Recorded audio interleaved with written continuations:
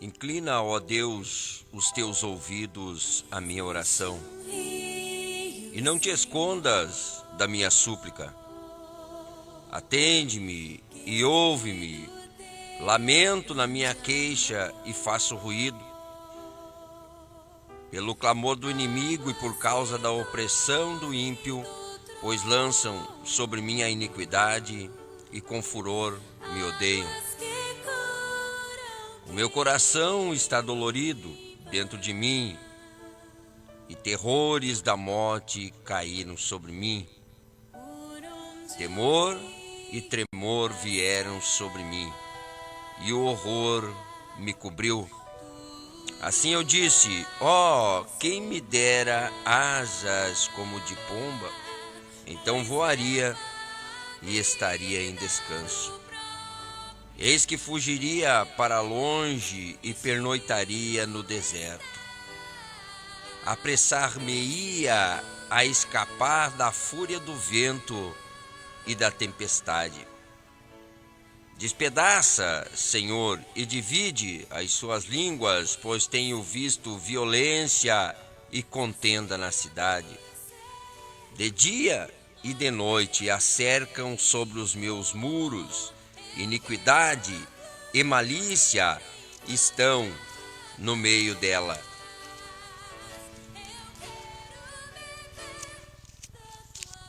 Maldade há dentro dela. Astúcia e engano não se apartam das suas ruas. Pois não era um inimigo que me afrontava, então eu o teria suportado. Nem era o que me odiava que se engrandecia contra mim, porque dele me teria escondido. Mas eras tu, homem meu igual, meu guia e meu íntimo amigo. Consultávamos juntos suavemente e andávamos em companhia na casa de Deus.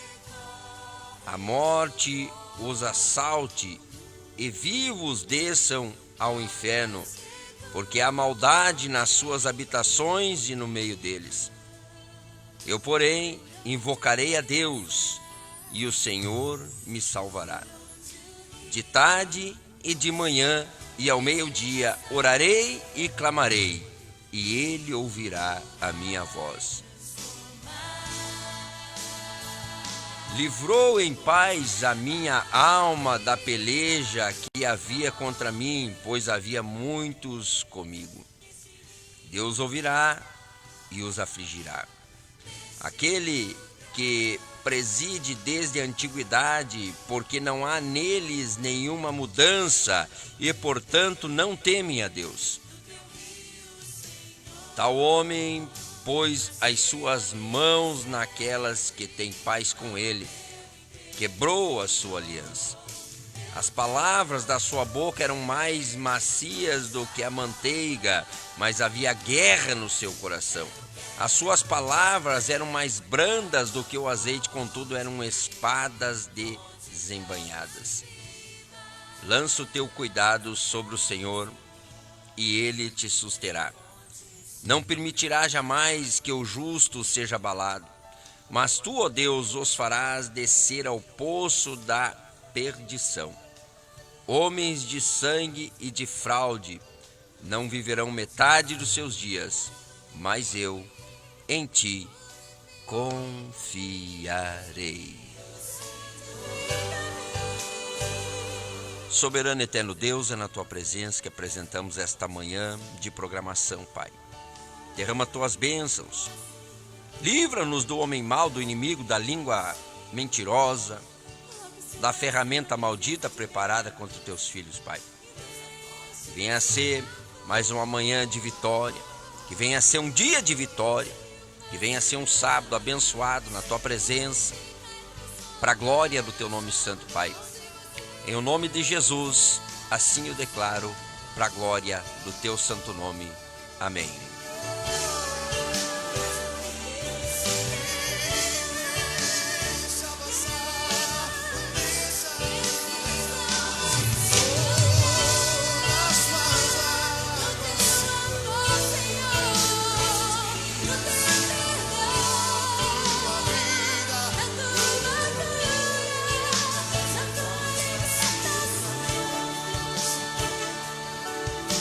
sou o que ela diz que eu sou. Eu tenho o que ela diz que eu tenho.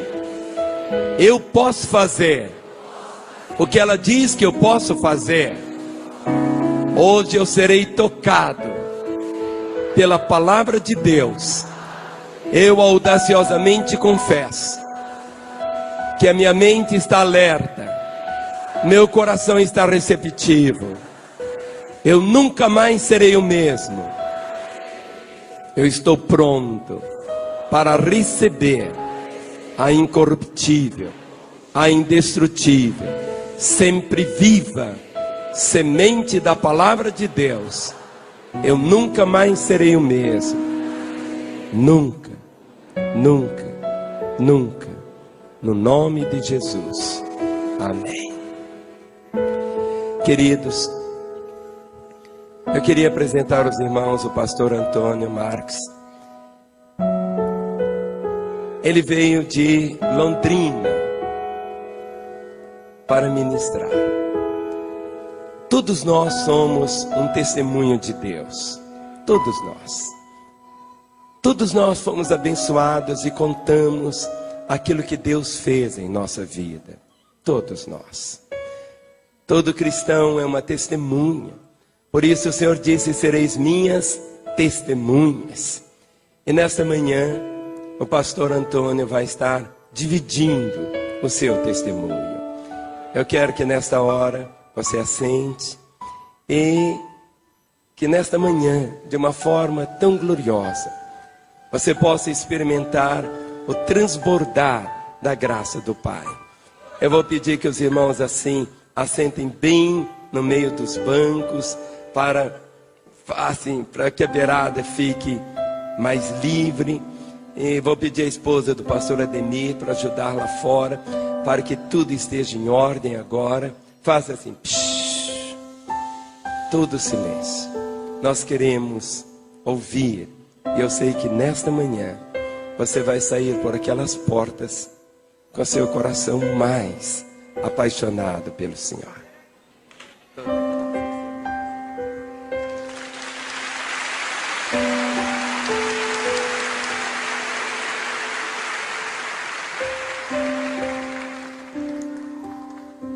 Aleluia. A paz seja com todos nesta manhã. Bom dia, senhores e senhoras. É uma satisfação, uma alegria estar aqui mais uma vez. E como culto da família, domingo, é muito abençoado, é muito gratificante tê-lo você nesta reunião. Ontem estivemos ministrando aqui para jovens e foi uma bênção gloriosa, e nesta manhã não vai ser diferente. Somos lá do estado do Paraná, Londrina. Estamos ministrando em Belo Horizonte desde o dia 25 de janeiro. E aproveitando que estou de férias da universidade, e nós estamos trabalhando para o reino do Senhor Jesus. Pediria aos amados abrir as suas Bíblias com muita reverência essa manhã. Tratando-se de um domingo como esse, eu também quero falar também sobre família. Coisa importante, obra de Deus, e Deus tem prazer em abençoar a família. Abra a sua Bíblia comigo no livro de 1 Samuel, capítulo de número 2, versículo de número 6. Glória seja dada em nome do Senhor. Capítulo de número 2 de 1 Samuel, versículo 6.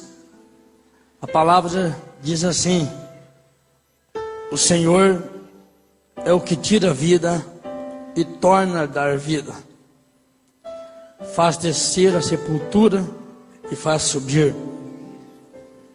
O Senhor empobrece e também enriquece. Abaixa, também exalta. Levanta o pobre do pó e desde o monturo exalta o necessitado para fazer assentar entre os príncipes e para fazer herdar o trono da glória. Meus amados, queridos irmãos, esta palavra veio de encontro ao meu coração nesta manhã, tratando de sonhos, uma palavra expressada através de uma oração da nossa querida irmã Ana. Quantos olha para esta manhã e diga: mas eu também tenho sonho, também sonho, também constituir uma família. Essa palavra, ela pesou muito forte no coração da nossa querida irmã. Mesmo sonhando, mesmo sendo humilhada, mesmo sendo maltratada, até mesmo pelo sacerdote. Imagino quantas pessoas, quantas vezes aquela sua amiga Penina debochava da cara daquela senhora.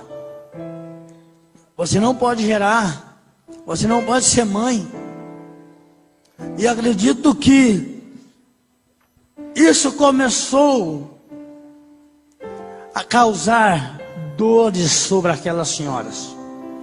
Mas ela não desistiu. Os sonhos da Ana era constituir uma família, era ser mãe um dia. E a Bíblia diz que por todas as humilhações que ela passava, a ponto de que alguém o chamasse de bêbada. Mas a Bíblia diz também lá, no primeiro capítulo, nos versículos finais, que Deus lembrou-se de Ana. E naquela noite, Ana fica grávida e nasce o Samuel. Na verdade, esta é uma pequena parte introdutória que faço menção em deixá-lo nesta manhã, em dizer que às vezes nós não lutamos pela nossa família, não sonhamos pela nossa família, assim como esta senhora, essa mulher, o grande desejo era ter família, era constituir uma família, sabendo que nos dias de hoje, quantas mães, quantos pais abandonam seus filhos, e jogam seus filhos, até matam seus filhos, mas não é o projeto de Deus nessa manhã. O projeto de Deus para nós aqui nesta hora é abençoar a família. É que a tua família seja abençoada. É que a sua casa seja dignificada. Custe o que custar, mas Deus tem um projeto na tua família. Não importa o que vão falarem de você, não importa o que vão mencionar sobre a tua vida. O importante é que você foi gerado para ser abençoador na terra. Agora, eu vou pular agora essa parte introdutória. E assim como a expressão, o contexto, fala de um personagem, de uma senhora, eu passo para uma outra senhora, chamada Lázara, a qual responsável pela minha vida nessa manhã. Uma mulher cega de nascença, 90 anos de idade. Sua vida física, sua beleza estética já tinha acabado, já tinha ido embora. No ano de 72 nasce esse moço bonito que vocês estão vendo aqui hoje. Mas na verdade eu não era bonito como eu estou agora. Eu era feio, marcado pelas doenças, eu era podre. nasci com uma paralisia no cérebro, fiquei vegetando por muitos anos. Mas na primeira semana de vida, meu fôlego acabou. E aí as pessoas chegaram na casa da minha mãe para fazer o sepultamento. Minha mãe chorando. E as pessoas diziam para ela: manda colocar ele numa caixinha de sapato e manda para o cemitério. 8 horas da manhã, meu fôlego parou, a vida acabou. E a minha mãe não aceitou aquilo. Esperou as horas passarem e a casa da minha mãe foi chegando muitas pessoas, muita gente. Concluindo essa parte, 4 horas da tarde, o corpo já cheirava mal. Minha vovó chega na casa da minha mãe, aquela grande multidão, e somente essa senhora que adorava a Deus, somente aquela senhora que servia a Deus na família, uma mulher cega de nascença, os cabelos todos embranquecidos. E ela chegou na casa da minha mãe junto com o meu avô, e ela me pegou e colocou em um cestinho de pão, e pegou mais algumas irmãs e me levaram para a igreja. E chegando lá no altar, me colocaram no altar e juntaram-se as mãos e começaram a orar. Do lado de fora, a multidão esperava que voltasse com um cadáver dentro de uma caixinha de sapato para me enterrar. As pessoas diziam: ah, mas a senhora vai perder seu tempo. Mas a minha avó dizia: não, 40 anos que eu sirvo o evangelho, 15 anos eu orei pela vida do meu neto,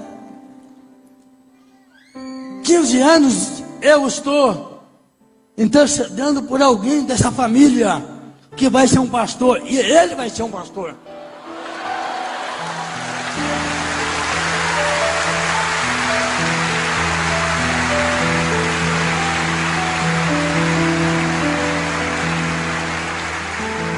E agora, as irmãs começaram a orar.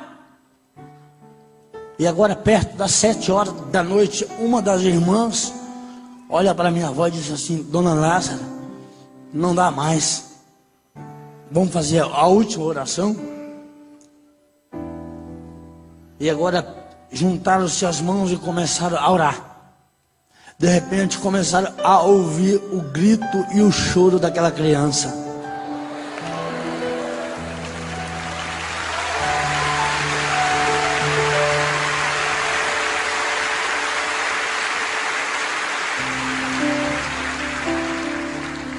E agora me leva de volta para casa, e a multidão esperava que algo terrível fosse acontecer comigo lá na casa, que eles aguardavam um cadáver.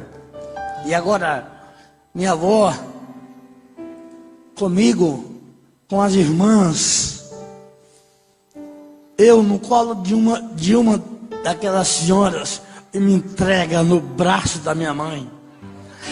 E a multidão teve que levantar a mão e falar assim: esse Deus que essa vovó serve é um Deus que ressuscita morto.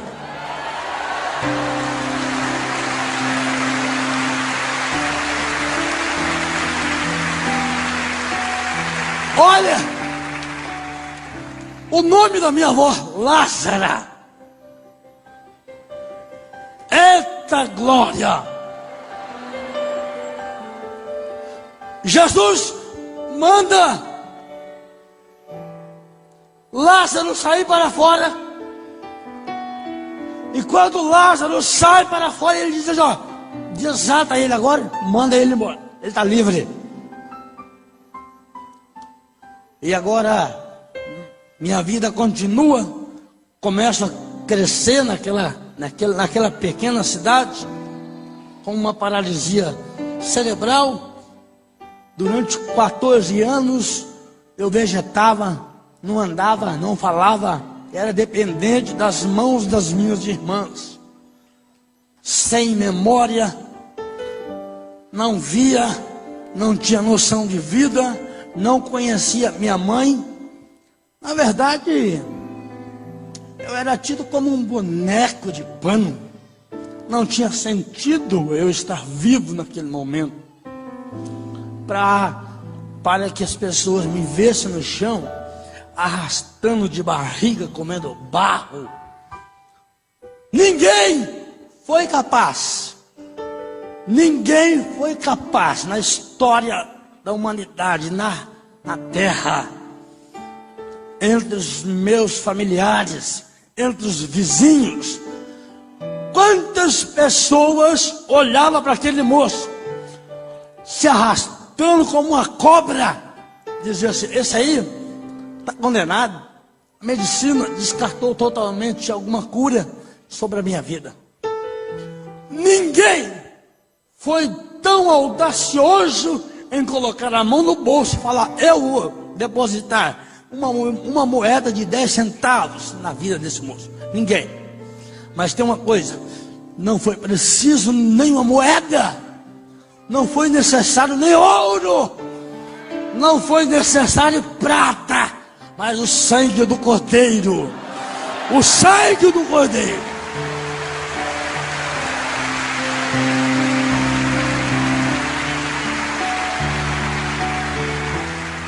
A casa daquela senhora era marcada por aquele moço excepcional, o Marcos da Pai, garotinho deficiente, moço que estudava na escolinha especial, fazendo aulas com os fisioterapeutas, com os psicólogos, com os professores especiais. Então as pessoas tinham vergonha, tinham receio de chegar perto daquela casa, porque aquela casa era marcada. Toda a minha família não se conformava com o meu estado. Alguém dizia assim para minha mãe: ei, a senhora poderia ter abortado esta criança. Alguns homens que testemunharam, que gravaram um vídeo no meu site, que está lá, disseram assim: olha, para mim Deus errou em colocar esta criatura no mundo, porque nós conhecemos ele, nós acompanhamos toda a história do Antônio Marcos. Vivia aí jogado pelas calçadas da casa da sua mãe. Ninguém tinha coragem de pegar esse menino, ninguém tinha coragem de pelo menos falar uma palavra profética para abençoar esta criança. Os anos começaram a passar.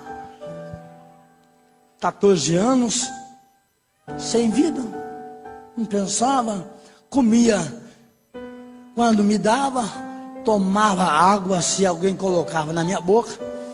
Para mim, não sentia dor, poderia beliscar, eu não sentia dor, na verdade eu não vivia. Na verdade, meu corpo estava no chão, mas não tinha nexo, não tinha sentido eu estar daquela forma. Os médicos, minha mãe me colocava no seu colo, me levava lá no doutor, o doutor me mandava embora para casa e falava para minha mãe: olha, a senhora tem que se conformar com isso, porque é uma cena de Deus, é uma cruz que a senhora vai carregar. E minha mãe voltava para casa com o coração triste. Mas numa bela manhã, meus avós chegam na minha casa, e meu avô, particularmente, ele vê aquela cena dramática daquele moço se arrastando no chão da casa da minha mãe, comendo os barros da casa. Porque as casinhas no sul, antigamente, muitas delas, o chão era de barro branco. E muitos de vocês sabem disso. Então, me viam comendo barro, sem roupa. Eu era, na verdade, eu não era nada.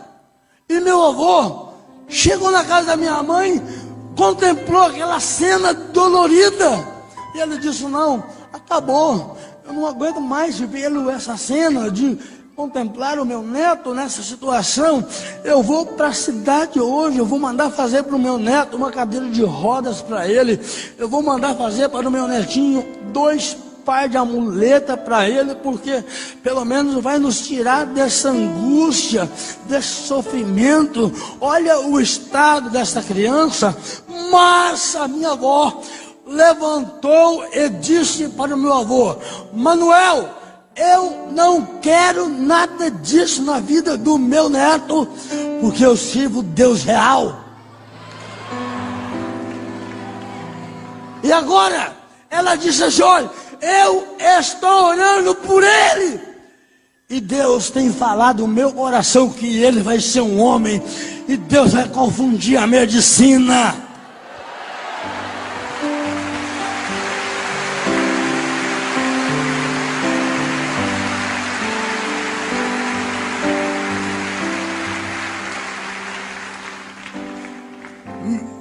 A minha avó pede para minha mãe me tirar daquele chão, me dar um banho, me colocar na sua cama, e pede para minha mãe sair do quarto, e assim minha mãe fez. Minha avó, com a sua bengalinha, 90 anos, olha que lição, é família,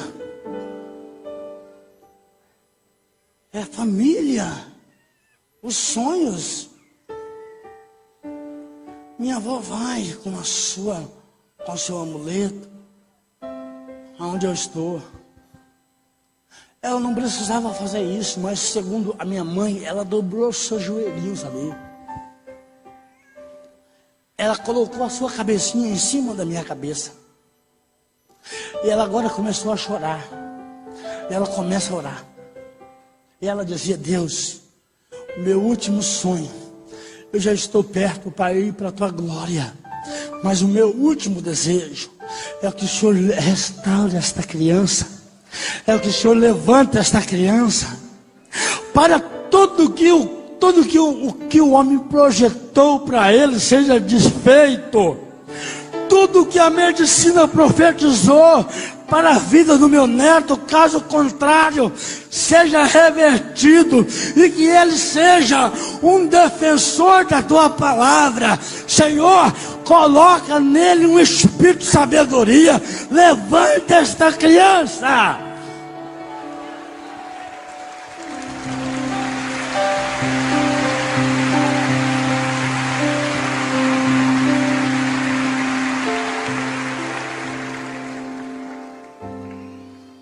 Uma semana passou, minha mãe foi colher café. 9 horas da manhã, mandaram chamar minha mãe. Ei, a senhora precisa ir embora porque aconteceu algo lá na sua casa, e a senhora precisa ir embora. E a minha mãe esperava o pior que tivesse acontecido comigo. Minha mãe chega em casa, um grande número de pessoas, e minha mãe não sabia o que estava acontecendo. E agora, quando a minha mãe chega na sua casa, as pessoas dizendo para minha mãe: olha, qual é o remédio que a senhora deu para ele? Qual foi a garrafada que a senhora deu para ele? Porque minha mãe não acreditava em Deus. Minha mãe me levava em curador, em benzedor, em espírita. Mas as pessoas agora perguntavam para minha mãe qual era o remédio que a senhora aplicou nele, porque seu filho, 9 horas da manhã, levantou-se do chão e começou a andar na sua casa.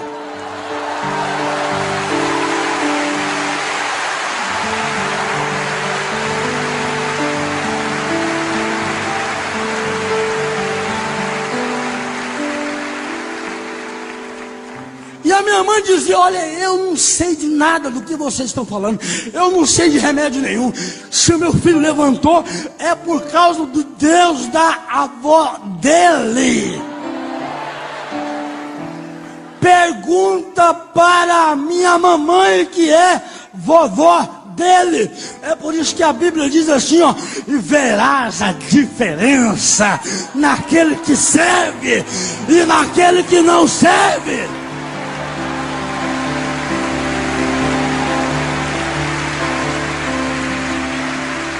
Agora, o que eu acho importante é que uma senhora como aquela era a última pessoa a ser consultada, uma cega. A última pessoa. Quem pode esperar alguma coisa de uma pessoa como a minha vovó? Ah, nada. Deus deixou de usar o médico para usar a minha avó. Olha o contraste que Deus coloca às vezes na vida do cidadão. Quem sabe, se Deus tivesse usado o homem, ele ia se orgulhar, ele ia se encher. Ei, achamos a fórmula para levantar esse moço. Mas Deus falou, não, eu vou usar o menor, eu vou usar a menor. Eu vou usar aquele que não tem aparência. Eu vou usar aquele que não tem um aspecto muito bom para colocar esse menino de pé. É por isso que nesta manhã eu louvo a Deus pela família. Louvo a Deus pela tua vida. Louvo a Deus pela tua casa.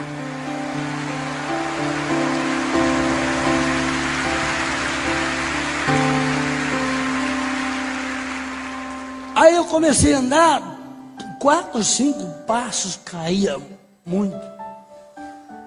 Não parava quase em pé, não falava, a língua enrolada, o pescoço tombado, a perna maior do que a outra, 7 centímetros, os braços mole, ainda não conseguia pegar um copo com água, não segurava nada sobre as minhas mãos, ainda não conseguia entender nada devido à minha memória.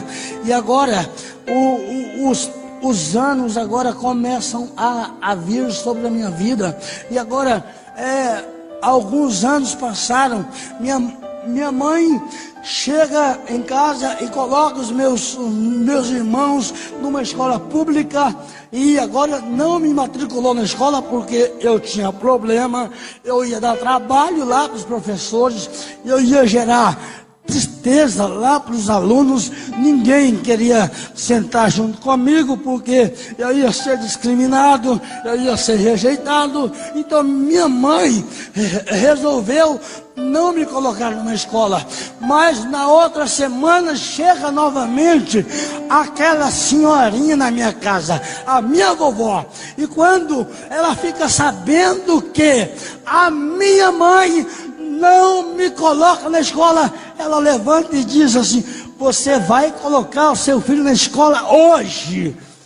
E a minha mãe diz: não, mamãe, eu não posso fazer isso, ele começou a andar ontem, eu não tenho condições de pôr ele na escola. Minha avó diz: você vai pegar uma das suas filhas e vai levar ele para a escola.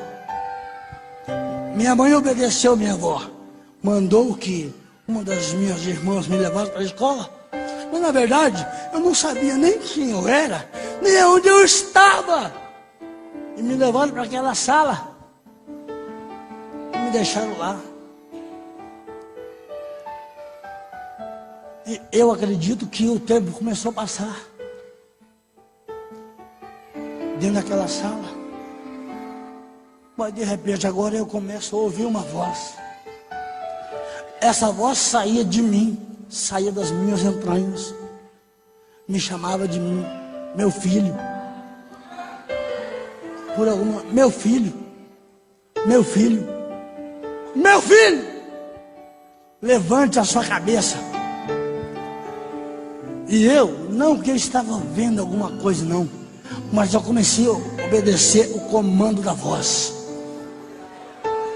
Levante a sua cabeça. E agora o Espírito Santo, eu creio que Ele mesmo começava a levantar a minha cabeça. Levantei a cabeça naquela manhã e me deparei com uma claridade, uma luz. E agora aquela voz já partia daquela luz. De dentro daquela luz saía aquela voz que dizia: meu filho, meu filho. Olha, eu costumo dizer que lá em Gênesis capítulo 1, versículo 1, 2, 3, 4, diz assim: no princípio criou Deus os céus e a terra, havia trevas sobre a face do abismo, o Espírito de Deus pairava sobre as águas, e disse Deus: haja luz, e houve luz. Olha, Deus transporta a mesma luz para a sala de aula, me chama de meu filho, me manda levantar a cabeça. Lá ele diz assim, ó, haja luz. Naquela manhã ele disse assim, ó, haja cérebro, haja memória, haja sabedoria, haja despertamento.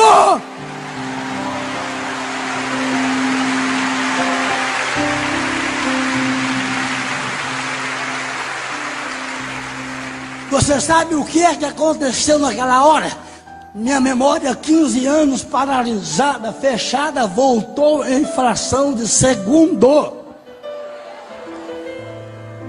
Agora eu saía de um país celestial e moraria num país real, no mundo real. Agora tudo para mim agora era fantástico. Eu ouvi agora o barulho das crianças, as cabecinhas dos alunos comigo ali. Então tudo para mim agora passou a ser fantástico. Olha, eu agora olhava as roupinhas daqueles alunos ali. Eu tinha discernimento para entender pelaquela primeira vez as cores de cada roupa que aquelas crianças colocavam. Eu agora olhava aquelas paredes da sala cheio de cartaz colorido e eu achava lindo, eu achava fantástico, porque eu estava vivenciando isso, aquilo, naquele momento. E agora, quando eu olho lá na frente, a minha primeira professora, a senhora Rosângela, ela escrevendo naquela lousa. E agora, o que aquela mulher escrevia no quadro, eu sabia ler pelaquela primeira vez.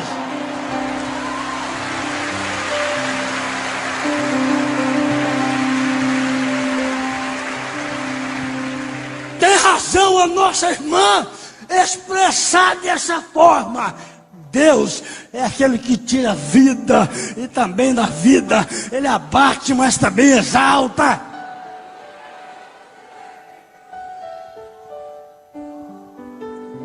Sabe o que aconteceu? Chegou uma moça para mim e disse para mim, Marcos, vamos embora, encontrar com a nossa mamãe. Primeira vez eu ouço a palavra mamãe. E aquela moça me tira para fora. E quando eu chego lá fora, eu começo a ver um mundo diferente. Eu vejo agora as árvores, aquele verde, aquelas árvores se movendo com o vento. E eu achei aquilo fantástico, coisa linda, natureza de Deus. Eu vi agora os carros passarem na rua. Eu ficava admirando aqueles carros, porque eu estava vendo aquilo pela primeira vez. É como na sexta, aos 15 anos. E eu agora vi agora as crianças correndo para lá e para cá. Eu achava aquilo muito lindo. E agora minha irmã me puxando pelo braço, mas teve uma cena que me parou e que eu não posso esquecer dela nem um só momento. Foi quando eu levantei a minha cabeça ao céu e comecei a ver aquele céu azul gostoso, aquele sol que estava raiando naquela tarde, porque já era mais de meio-dia. E agora, quando eu olho para cima, eu vejo um pequeno pássaro, um pardal pequenininho, sentado no fio de rede elétrica.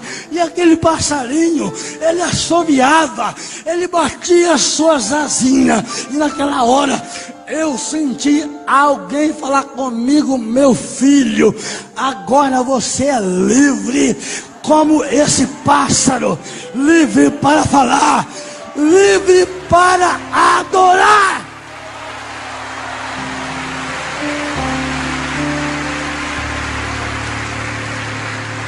João 8,36 diz assim, ó, se pois o Filho vos libertar, verdadeiramente sereis livres. Você é livre nesta manhã. Você é livre, família de Deus. Você é livre nesta manhã.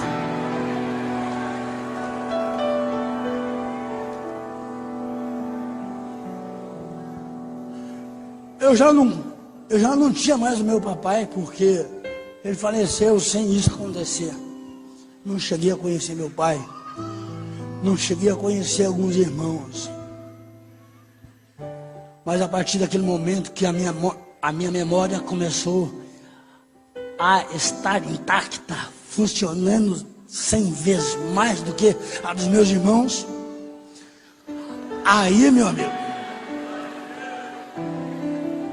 na sala de aula, não teve para ninguém.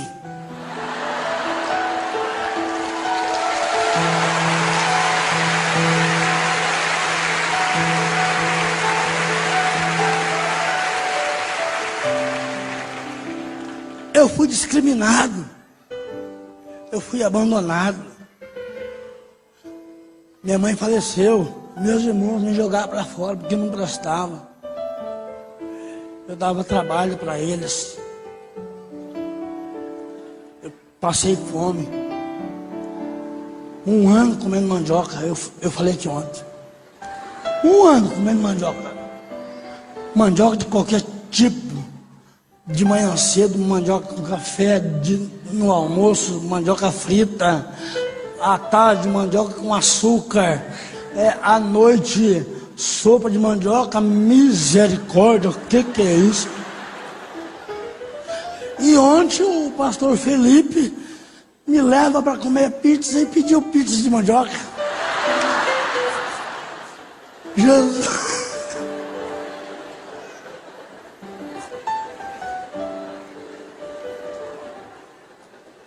Esse é amigo. Não é brincadeira. Com as minhas dificuldades, estudava pela parte da manhã, à noite do colégio. Eu chegava no colégio com as roupas todas sujas, porque eu caía muito, mas machucava muito. Não falava bem, não andava bem. Raquítico, de tantos problemas de saúde, coxo de uma perna, sendo discriminado por todos, até mesmo pela minha igreja. Não estou me privando de nada aqui hoje, não tenho vergonha não, porque isso é verídico. Pastores me chamavam de parasita, porque na verdade eu não podia fazer nada. E aqueles nomes foram doendo meu coração. E eu não podia me conformar com isso. E eu tive que dar um jeito. Eu tive que orar. Eu tive que me desprender. Eu fui taxado de bêbado, como esta senhora. De loucos pelas ruas, porque as pessoas me chamavam de louco, de doido. Mas eu começava a sonhar. Começava a sonhar que um dia eu ia ser um pai de família. Eu amo minha família e amo a família de Deus. E sempre depois que Deus me restaurou, Deus, eu quero ser um pai de família. Eu quero ter minha esposa, eu quero ter minha casa. Só que pela medicina jamais eu poderia fazer algo desse gênero. Eu tinha uma sequela. Essa sequela poderia trazer danos para os meus filhos, segundo os homens, segundo os médicos. Doutores falaram que eu não poderia casar porque meus filhos iam nascer com sequelas congenéticas minhas, e eles iriam nascer doentes. E foi aonde eu não me conformava, e eu tive que partir para o joelho, e eu tive que orar. Falei, Deus, eu quero ter uma família, que nem essa mulher aqui queria ter. Samuel, eu fui para a oração, sempre estava no meu projeto, no meu coração de ter uma família. Mas o tempo passou. E antes da família veio diversos sonhos. Esta palavra que eu estou dando nesta manhã é para levantar a tua autoestima, para você não desistir do teu projeto.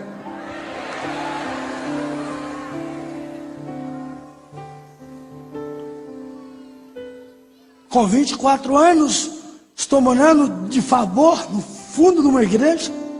Um quarto 2x2 cabia, só uma caminha de solteiro. Não tinha luz elétrica, não tinha piso bonito igual esse. As pedrinhas do meu quarto eram de essas pedrinhas brita de construção de concreto. E numa bela manhã eu vou para a escola especial e vejo uma pequena garotinha andando de bicicleta. E aí nasceu o desejo de andar de bicicleta. Essa bicicleta que eu vou pregar nesta manhã, quem sabe muitos precisam dela. Muitos vai ter que ter uma bicicleta dessa. Eu sonhava, mas você me pergunta, pastor, é fácil, é simples andar de bicicleta. É só montar e sair andando, você que pensa. Eu levei 6 meses para aprender a andar de bicicleta. O primeiro mês, as 10 unhas quebrou. O segundo mês, a minha perna direita quebrou. O terceiro mês, 2 costelas quebrou. O quarto mês, meu nariz quebrou. Aí o pastor mandou parar. Para! Você vai morrer, rapaz. Larga desse sonho teu. Esse negócio não é para você. E eu naquele hospital engessado, meia-noite, tomando aqueles remédios, mas sonhando que eu estava andando de bicicleta na rua da minha cidade. Para resumir, no 7º mês, não tinha mais o que quebrar. E eu quebrei a rótula da perna esquerda, direita, vazou para o chão. E aí teve que implantar uns parafusos no meu joelho. E foi a gota d'água para a igreja. A igreja se reuniu e levantou contra mim. E disse assim, ó, só tem um jeito de parar o Antônio Marcos. Vamos esconder essa bicicleta. Vamos prender essa bicicleta dele.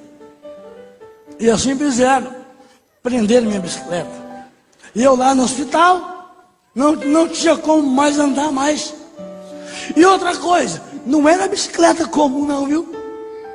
Não era dessas mountain bike não. Era Caloi 10. Essas bicicletinhas com pneu fininho, o guidão emborcado. Não é qualquer pessoa que anda nessa bicicleta não. Mas eu queria andar nessa. Não tinha mais o que quebrar. O pastor mandou, fez um decreto, mandou esconder minha bicicleta sem eu estar presente. Eu estava no hospital e agora uma semana passou, ele foi lá com o bicicleteiro para me visitar e para levar para mim uma solução.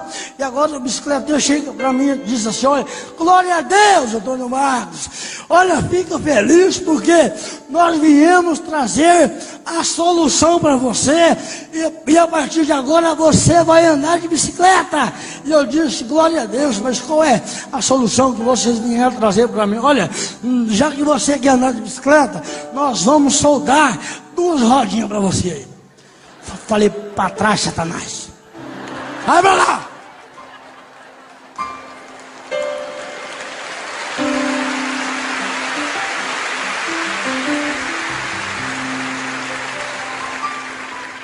Eu disse para aquele cidadão, querido, de 4 rodas, Deus já me tirou, agora eu quero andar de 2 rodas. Eu saí daquele hospital, irmãos. Já não tinha mais como andar com a bicicleta, estava toda quebrada. Amarrei a bicicleta na cabeceira da minha cama e fui para o joelho.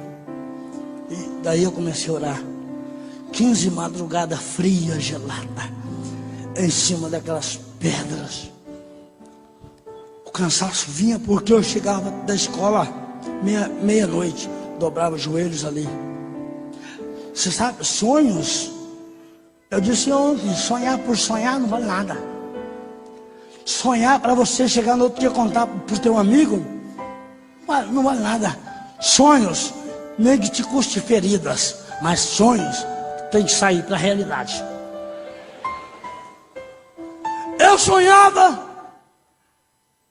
em andar nesse objeto, mas naquelas manhãs, às 15 de madrugada, às vezes eu pegava no sono de joelho e dava trabalho para levantar, porque as pedrinhas perfuravam o joelho, doía. Mas na última noite, eu acordei pela madrugada com um barulho grande. Uma orquestra angelical veio do céu e começou a tocar dentro do meu quarto. Instrumentos, saxofones, órgãos, violinos. Agora Deus manda os seus melhores músicos para tocar dentro do meu quarto. Aqueles sons que eu ouvi naquela manhã, eu nunca mais vou ouvir na terra. Naquela hora o meu quarto começou a ser incendiado de fumaça. E eu estava com as mãos para cima. Eu senti que quando alguém tocou na minha mão, como se fosse bem de leve, como se fosse um algodão, e me disse: meu filho, eu vi o sangue do teu corpo nas ruas dessa cidade. Mas chegou o seu dia, chegou o seu momento. Hoje eu estou te dando equilíbrio, estou realizando o teu sonho.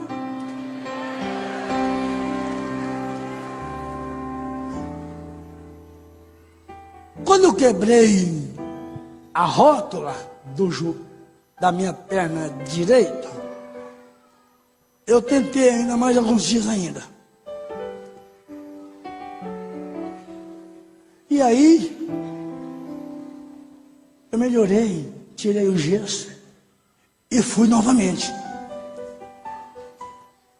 Ficou uma parte sem colocar aqui, então eu quero encaixar lá agora. Uma bela manhã, eu peguei a bicicleta, saí pela cidade. O meu desejo era tanto que quando eu vi uma criança andar de bicicleta, a minha boca enchia de água. Era mais gostoso do que dar uma voltinha numa Ferrari. Peguei aquela bicicleta e saí para fora da cidade. O meu desejo de andar era grande, que eu avistei uma montanha muito grande. E eu disse: Deus, agora eu sei de que jeito que eu vou andar. Eu vou subir em cima daquele monte. Vou puxar essa bicicleta lá em cima e vou montar de lá para cá para ver o que vai acontecer. E eu fiz assim. Deu trabalho para levar ela lá em cima. Mas quando eu chegou lá em cima, eu montei naquela... Antes de eu montar, fiz uma oração por ela. Abençoei a minha bicicleta. Aproveitei e pedi perdão pelos meus pecados, porque eu não sabia o que ia acontecer. E quando eu montei na bicicleta, eu lembro que ela me abraçou e eu abracei com ela e fomos capotando morro abaixo. Acordei dentro de um hospital na mesa de cirurgia. Oh, glória a Deus! Você vai morrer! Posso morrer, mas não vou me acovardar. É o meu sonho!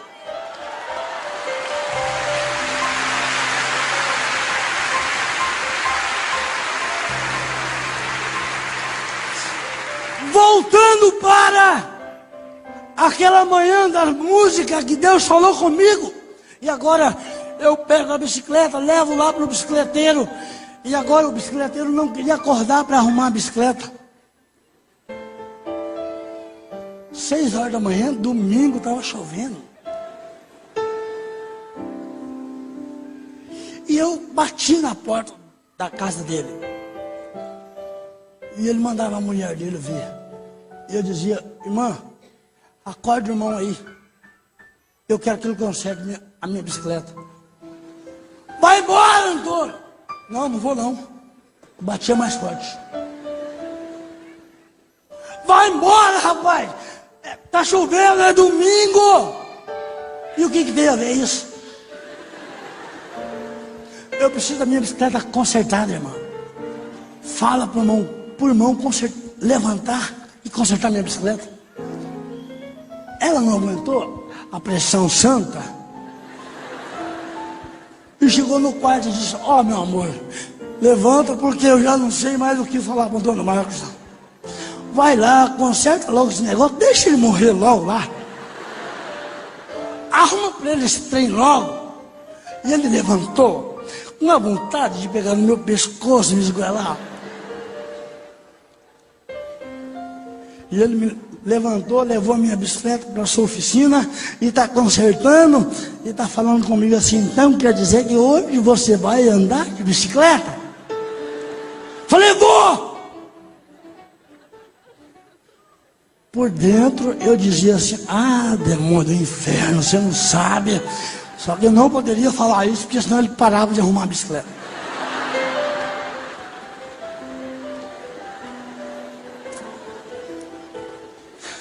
Ele arrumava e de vez em quando ele me dizia: então quer dizer que hoje você vai andar de bicicleta?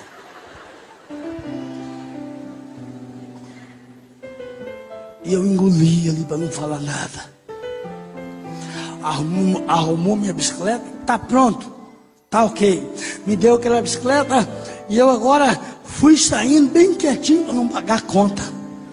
Eu não tinha dinheiro para pagar a conta. E ele falou comigo: você é muito abusado, atrevido, me faz levantar de manhã para consertar essa bicicleta sua, vai saindo sem pagar. E eu disse: não, irmão, eu não tenho nenhum dinheiro no meu bolso, mas Deus vai te pagar. Ele falou comigo assim: some daqui. Falei: não, já estou sumindo já. Eu tirei a bicicleta para fora da sua oficina. Antes de eu montar, eu fiz uma oração de agradecimento a Deus. E eu montei na bicicleta. E quando eu dei a primeira pedalada naquela manhã, e eu vi que eu não caí, eu disse: glória a Deus! E aí eu dei mais outra pedalada. E o negócio começou a ficar bom. E eu disse: aleluia! E assim foi, meus amados. Glória a Deus, aleluia, aleluia, glória a Deus. Das 7 da manhã às 7 da noite andando de bicicleta. 12 horas andando de bicicleta. É sonhos. É sonhos.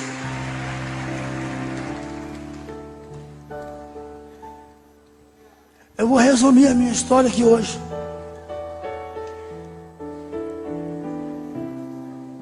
O próximo sonho foi entrar na faculdade.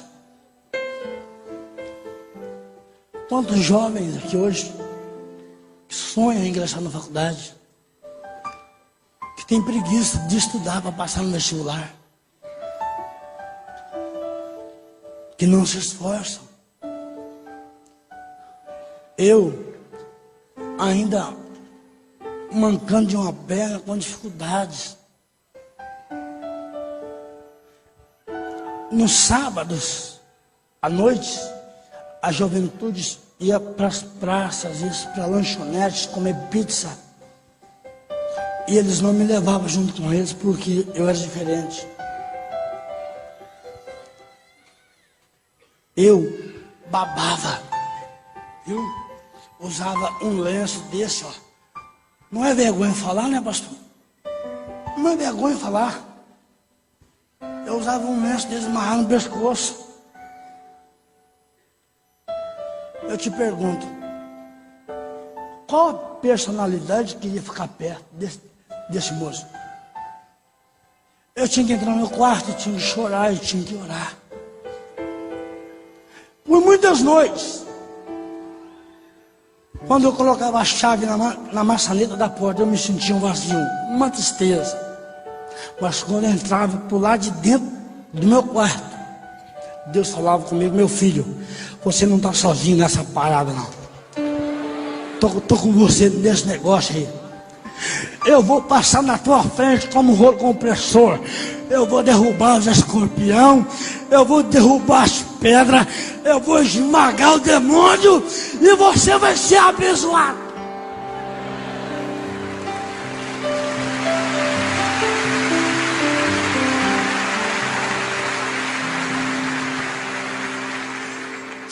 Milhões de neurônios nós temos na nossa cabeça e não usamos 10%. Não usamos para projetar, não usamos para pensar e queremos cobrar de Deus. Queremos falar: Deus, por que eu não tenho? Por que eu não recebo? Ah, pastor, mas estou passando por muita tribulação. Eu aprendi vitórias, aprendi gostar das minhas tribulações. Não que eu sou masoquista, coisa alguma, não é isso não. Quando você vê Paulo falando lá em Romanos, dizendo que se gloria nas tribulações, não quer dizer que Paulo era masoquista, não. Porque ele diz assim, ó: nós nos gloriamos nas tribulações porque elas produzem o quê? Perseverança. O que mais? Experiência. O que mais? Esperança. E agora eu vejo o poeta escrever duas poesias, e na primeira ele diz assim, ó: quanto mais negra for a noite, mais brilham as estrelas. Aí ele volta falando assim, ó: quanto mais a flor amassada, mais transmite perfume. Aí você olha o cantor cristão falar assim, ó: os mais belos hinos de poesia foram escritos em tribulação. Jogando isso para nós agora: quanto maior for a luta da igreja, maior será a vitória da igreja.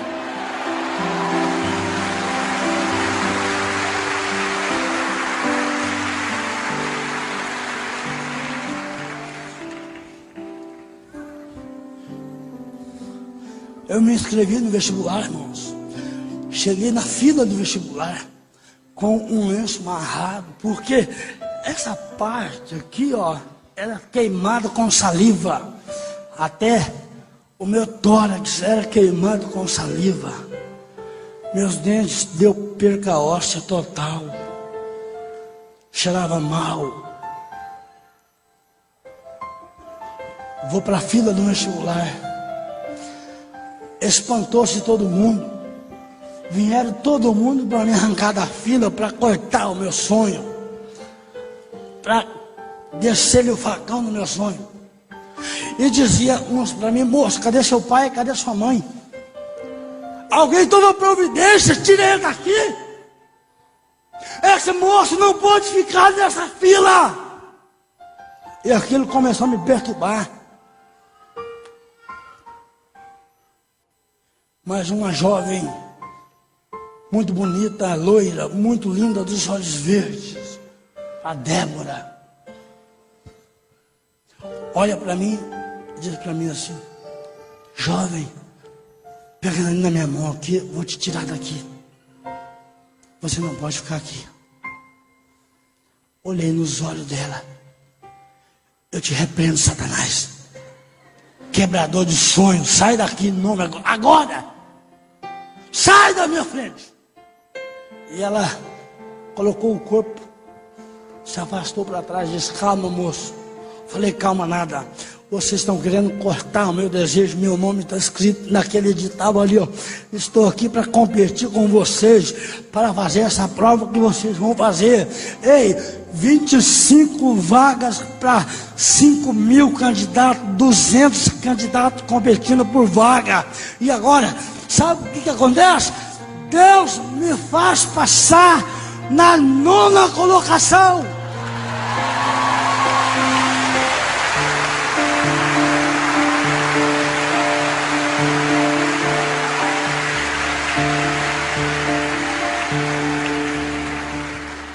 Todos aqueles que tentaram me arrancar da fila foram reprovados para a glória de Deus Pai. A Bíblia diz assim, ó, é Ele que exalta, é Ele que abate. Quem sabe nesta manhã você não está entendendo o que Deus quer fazer na tua vida.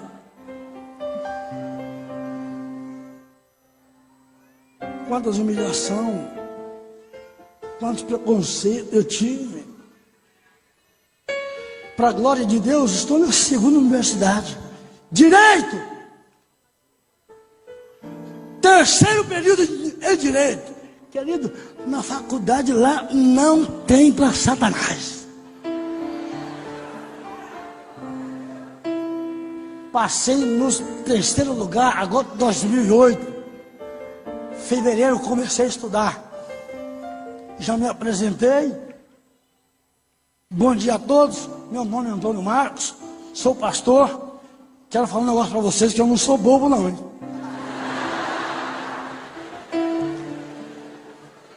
Uma semana depois, descubro que as câmeras da universidade me sondavam. Me vigiaram durante uma semana. O meu jeito no pátio da universidade.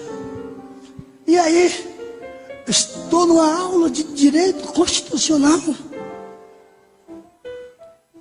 e recebo uma intimação extraordinária para comparecer na reitoria. Tudo ok, já vou me apresentar. Chego lá, uma mesa redonda, 5 professores, o reitor e o diretor.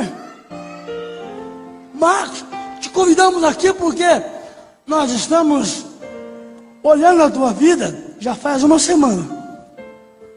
E nós percebemos que você tem alguma dificuldade. E nós estamos preocupados com você aqui dentro. Nós trouxemos você aqui para fazer para você 2 perguntas. Sim, pois não, faça. A primeira pergunta. Queremos saber se você é portador de algum remédio controlado, quer dizer, Gardenal. Remédio tarja preta. Porque, sabe, é uma faculdade, é uma universidade que tem aqui. Então pensaram que a qualquer momento ia me dar um susto, ia me dar uma parada e eu ia cair naqueles lugares. Esperava uma resposta. Mas não terminando a primeira, lançaram a segunda.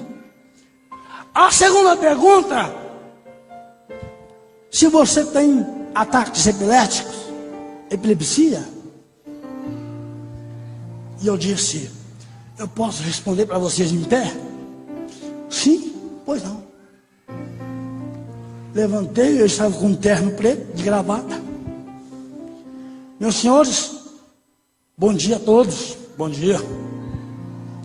Quero dizer que é uma honra estar aqui no meio de vocês aqui.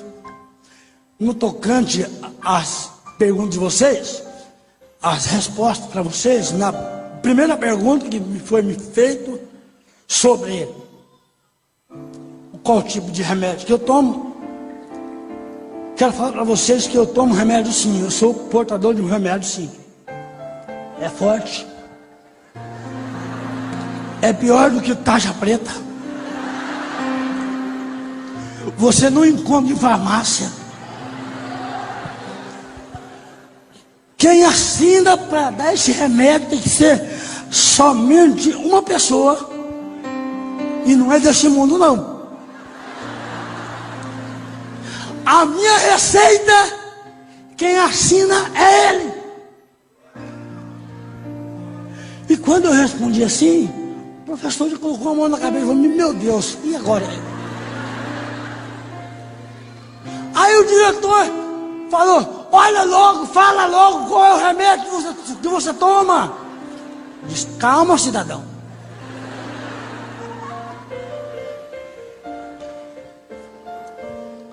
Fala logo, Antônio. Falou: mandar comprar para colocarmos aqui na farmácia da universidade. Falei: não, vou responder a segunda pergunta. Depois eu vou entrar em detalhes. Me fizeram pergunta se eu tenho ataques epiléticos, se eu tenho epilepsia. A resposta é sim. Eu sou epilético. Sou epilético e aqui dos bravos. E aí o diretor colocou a mão na cabeça: meu Deus, eu estou perdido aqui hoje. Mas voltaram para a primeira pergunta.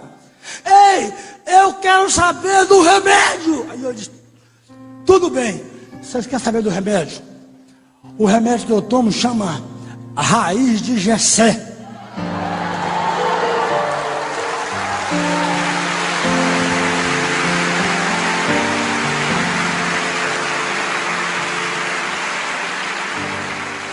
Aí o professor orelhudo, não conhece Bíblia, não sabe nada, não sabe o que é a raiz de Jessé, levantou a sua voz lá e me diz assim: aonde acha essa tal raiz para comprar?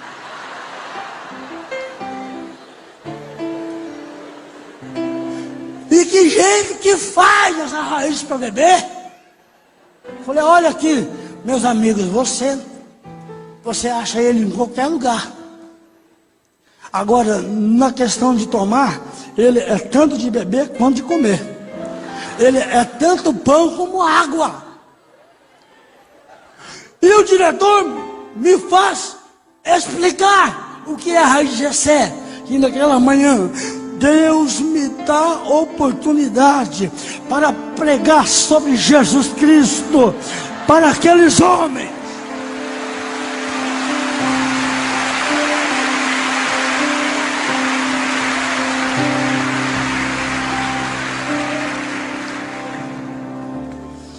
Família está no coração de Deus. Família, depois de Deus, é em primeiro lugar nessa terra. Por isso que a gente valoriza muito um culto como esse. Sou muito prudente num culto como esse. A gente tem que ser muito ético. Quantas pessoas que estão aqui que sonham em constituir uma família, em ter sua família restaurada. Quero falar para você que continue buscando, Deus vai te dar. Assim como essa senhora sonhava, minha vovó sonhava para a minha vida. Eu comecei a sonhar depois que as coisas mudaram para mim. Eu começo agora a ir em busca de uma família. Muitas das vezes, jovens querem casar, mas não querem orar. E aí não sabe o porquê do casamento hoje e a separação amanhã. Porque não orou, não colocou nos planos de Deus. E essa nova geração de jovens do mundo lá fora, o palavreado popular é ficar. Não, eu só quero ficar. Não é? Isso para a garotada lá fora, mas para você que está aqui nesta manhã, Deus tem uma aliança com você nesta hora.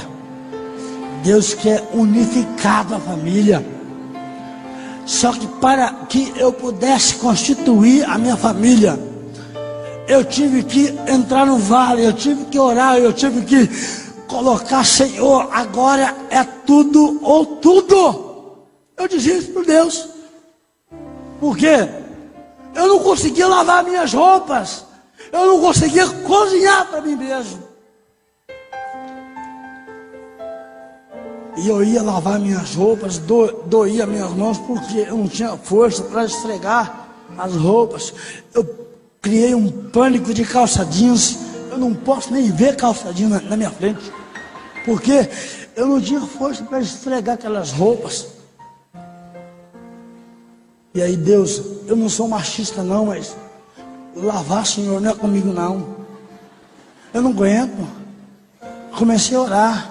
4 anos de oração, 4 anos pedindo a Deus uma esposa, 4 anos falando: Deus, eu preciso de uma esposa para me ajudar. Olha, aqueles 4 anos foram os 4 anos mais desgastantes que eu tive ali na cidade, porque todas as pessoas vinham contra o meu projeto, porque na verdade eu não poderia casar. Na verdade, diante da medicina, eu não poderia estar usando uma aliança no meu dedo hoje, não. Os professores da PAI, os psicólogos, os doutores, eles alegavam que eu teria que ir para o convento para estudar para padre, porque padre não precisava casar. Alegaram isso. Aí, foram 4 anos. No último ano, no último dia do meu propósito, eu conheci uma moça na cidade de Londrina. E eu conheci ela, mandei o rapaz dar recado para ela. O rapaz que eu mando dar recado para ela, ele se interessa por ela. E aí, o tempo passou, ela voltou para a minha cidade, num evento que teve lá. E nós estávamos orando. E eu agora estava no propósito com Deus. E eu queria que Deus mostrasse para mim naquela manhã a minha esposa. Mas Deus não mostrou não. E eu fiquei muito triste com Deus. E o culto terminou e eu falei: é, Jesus, muito obrigado, ó. Só que o Senhor ganhou. Obrigado, Deus, ó, parabéns. Mas Deus, Ele faz tudo ao contrário do que a gente quer. Deus não mostrou ela para mim, mas mostrou eu para ela.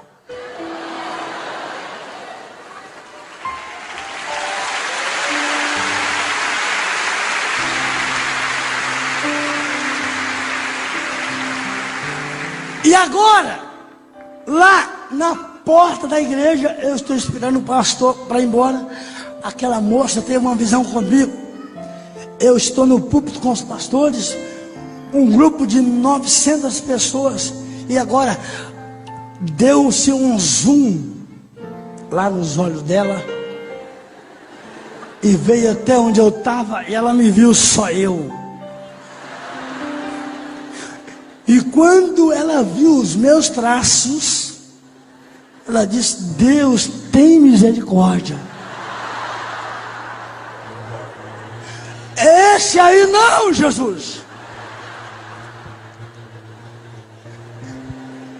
E pela segunda vez deu novamente aquele flash. E o zoom foi lá e voltou. E ela virou o rosto para a parede e disse: Senhor, o Senhor está de brincadeira comigo. A terceira vez acontece. E agora ela não tem mais o que falar. Aí ela diz assim: então tá bom, Senhor, seja feita a tua vontade. Eita glória! E agora eu estou lá. A moça chega para mim, chega bem de leve, com o cabelo longo. Ela teve que ir comigo, teve que ir embora quarta-feira passada agora. E ela me dá a mão para dar paz. E a hora que ela estende a mão para me dar paz, eu agarrei a mão dela com tanta força e disse: a paz, irmão! E ela colocou a mão na sua bolsa e tirou um papel com o telefone e me disse: ó, é o meu telefone, é o que você chegar na sua casa, você me liga. Eu catei aquele papel com força, coloquei no bolso e fui chamar o pastor. Pastor, vamos embora logo, vamos embora logo. Tinha que andar 180 quilômetros para chegar na minha casa ainda. E o pastor naquela noite me judiou. Ele tinha um golzinho quadradinho, meu Deus, mas que tristeza! O ponteirinho do carro não passava de 60 por hora. Tinha horas que eu tinha vontade de lascar a botina esquerda naquele acelerador e meter o pé para chegar logo lá, para ligar para Renata. E assim eu fiz. Fui lá falar com o pastor presidente, chegamos lá 00:15, olha, vou lá na casa do pastor presidente para pedir a ele o telefone dele, para deixar eu ligar. Pastor, me empresta o seu telefone, é um negócio, é um caso de urgência, é vida ou morte, e o senhor tem que me arrumar o seu telefone. E outra coisa, o senhor não pode ficar perto não.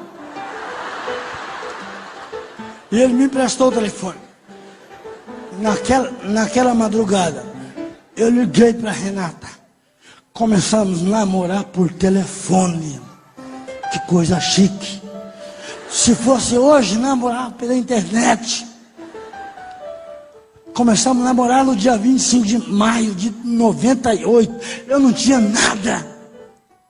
Quando foi no dia 19 de dezembro de 98, eu estava casando com aquela jovem.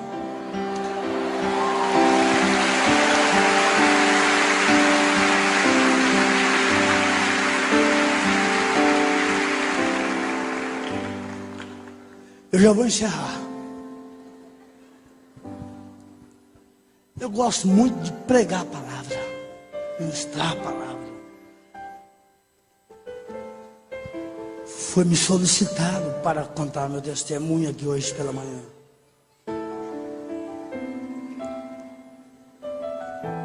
Os meus filhos foram sonhos. Doutor me chamou, eu e minha esposa, no seu gabinete, depois de um ano de casado, tentou fazer que nós usássemos métodos para evitar filhos, porque, segundo eles, meus filhos iam nascer doentes. Mas Deus estava no meu projeto, estava no coração de Deus de me dar a primícia. E Deus me deu 2 filhos perfeitos.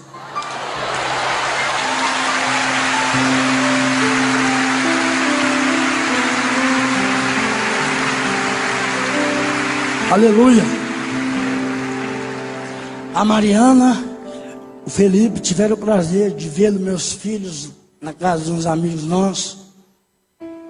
O João Marcos, de 8 anos de idade. O Paulo Natan, de 5 anos de idade. Quando eles vão almoçar comigo na mesa, ele diz: papai, deixa eu orar. E eu começo a ver minha família, eu começo a chorar. Porque, irmãos, só quem é pai, quem é mãe sabe do valor que tem a sua família. Valorize a sua família. Ensine os princípios corretos para os teus filhos. Assim como essa irmã foi tão humilhada, foi tão discriminada. Eu ainda sou confundido nas ruas, nos aeroportos pelo Brasil, nas rodovias federais, vindo agora do Paraná para cá com meu carro. Quantas paradas, polícia me parava meu carro com os meus filhos. Perguntava se eu estava raptando meus filhos. Perguntava se eu estava embriagado, se eu tinha que fazer teste de bafômetro. Dezembro, eu já vou encerrar, pastor. em dezembro, agora passado, estou em Cuiabá, no Mato Grosso, ministrando ali por alguns dias ali. Na volta, o pastor me leva no aeroporto. Estou fazendo um check-in da minha passagem. Atendente me chama e diz para mim: moço, você não pode viajar para o Paraná sozinho. Você é especial. E a norma da empresa é a seguinte: que nós colocamos uma pessoa que vai sentar com você e vai direcionar você. E eu disse: não, negativo, não quero. Eu não viajo sozinho. Eu viajo eu e Jesus. Não estou sozinho. E ela disse aqui: eu não quero saber do teu Jesus, não. Eu quero saber das normas da empresa. E você está desacatando normas da empresa. Aí eu disse: não.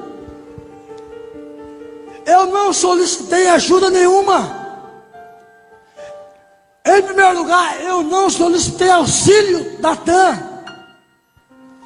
E eu não aceito que você fale comigo assim do meu Jesus. Você pode falar que eu não presto, mas do meu Jesus você não fala, não. E ela chamou o segurança do aeroporto para me prender. Falei: tudo bem, você chama o segurança e eu vou chamar as polícias para nós resolver esse negócio aqui.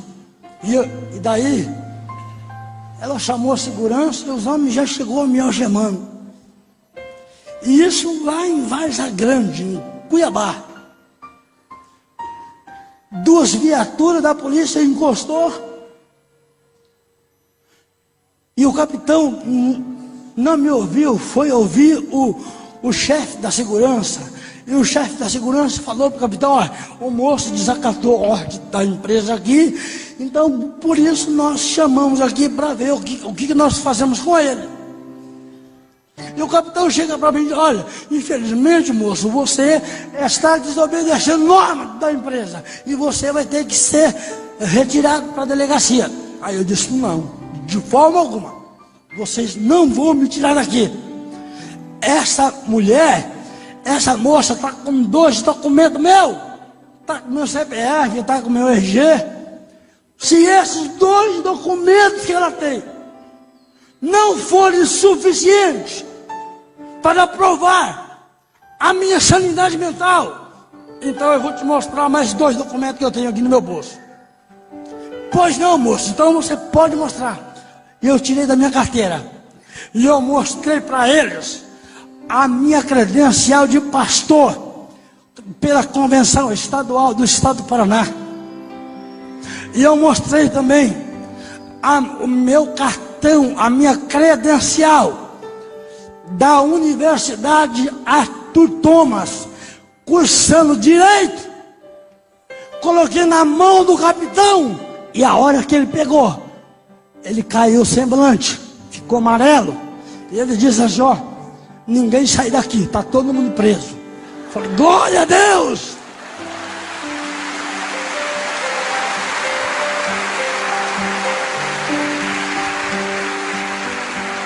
Aí eu voltei para aquela moça e falei: ei, esse é o Jesusinho que você falou do meu, viu? Esse é o Jesus que você discriminou. Foi ele que me colocou aqui perto de você. Agora aquela moça abria a boca, começava a chorar e dizia: pelo amor de Deus, doutor. Já nem Antônio Marcos me chamava mais, já me chamava de doutor. Satanás, não faça nada comigo, não. Não vou te fazer nada com você, mas para você aprender nunca mais subestimar as pessoas pelas aparências.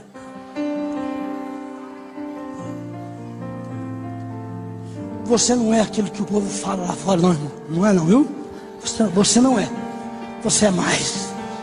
Você é mais. Você é mais.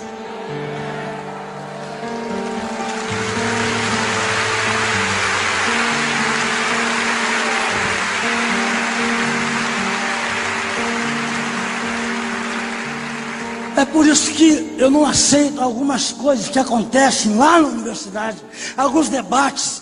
Olha, alguns debates só falta voar caco de pedra para todo lado. Porque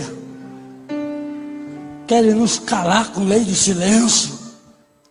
Eu coloquei um propósito no meu coração: Deus, eu vou ser um advogado para pegar as causas das igrejas, porque Satanás está tentando calar a boca dos pastores, calar a boca das igrejas. A igreja não pode louvar, não pode adorar.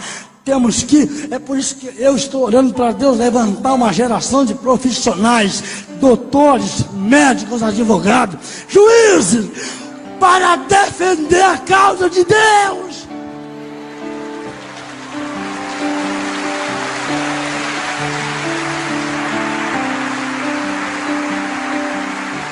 Olha, ele morreu pela minha vida, meu Deus. Ele foi massacrado por você. E será que pelo menos alguma coisa eu não poderei fazer por ele?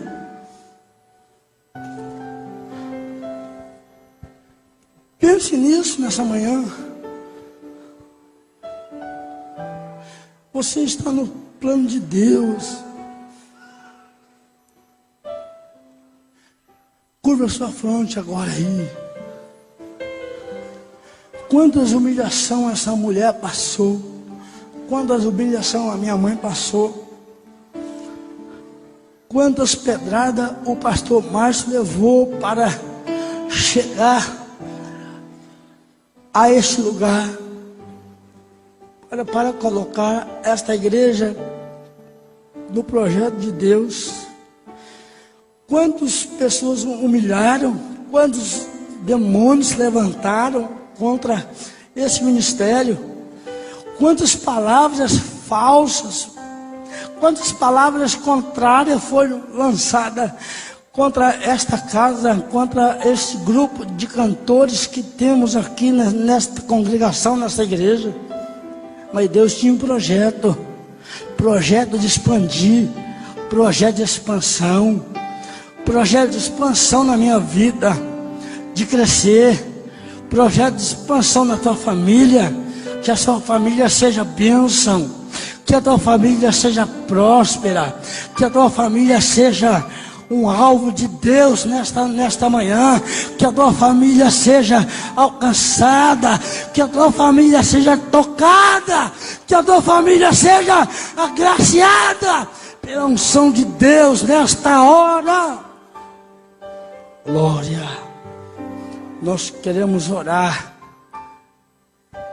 Senhor, em nome de Jesus. Eu coloco cada família nas tuas mãos agora, cada jovem, cada filho, Senhor, cada papai que está aqui agora, meu Deus, em nome de Jesus Cristo, Pai. Senhor, não deixa que o inimigo impetre palavras, Senhor, ervas daninhas nesses corações, em cada lar. Não, Pai, não permita que isso aconteça, mas permita, Pai, que o seu amor, que a tua palavra, que o teu óleo, que o teu bálsamo venha nos refrigerar, venha nos, Senhor, colocar sobre a nossa cabeça, Pai, que nós sejamos alvo de Ti nesta hora. Oh, glória! Eu Te louvo nesta manhã, Pai, pela Igreja Batista da Lagoinha, em Belo Horizonte, em todos os quadrantes deste Belo Horizonte, Pai. Nós abençoamos, Senhor, cada vida. Você que está ouvindo agora e vendo pela internet, pela televisão, receba agora a bênção de Deus na tua casa, na tua família. Seja curada agora de todo mal. Seja liberada agora uma palavra profética, uma palavra de cura, uma palavra de sabedoria, uma palavra de ânimo para você hoje, em nome de Jesus. Glória.